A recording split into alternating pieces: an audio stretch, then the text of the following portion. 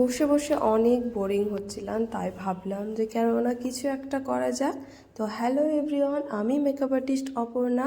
তো আমি ফাইনালি একটা বুদ্ধি বেরালো যে একটা কলকা করা যাক। সেই দিনের কলকা, এর আগের দিনের কলকাটা তোমরা অনেকেই ভালোবাসা দিয়েছো।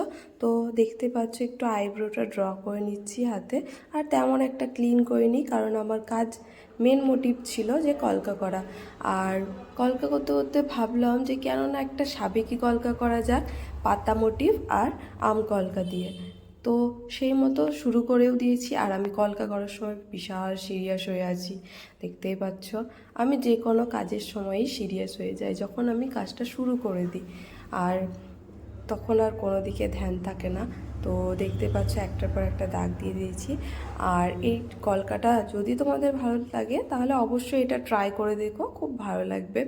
আমিও প্রথম প্রথম ভেবেছিলাম যে না, কলকাটা খুব একটা ভালো হচ্ছে না, তারপরে আমি চেষ্টা করলাম এবং ভালোই লাগলো ফাইনাল লুকটা। আর ফাইনাল লুকটা তোমরা দেখে জানাবেও কেমন হয়েছে। আর আমি সাবেকি কলকাটা অনেক দিন পর বলতে বেশ বছর খানিক পর আমি সাবেকি কলকা করছি, কারণ আমি সব সময় অন্য ধরনের কলকা করি।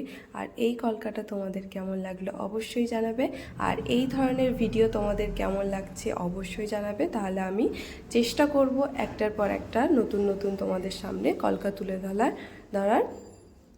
তো ফাইনাল লুকটা দেখে জানাবে অবশ্যই কেমন হয়েছে।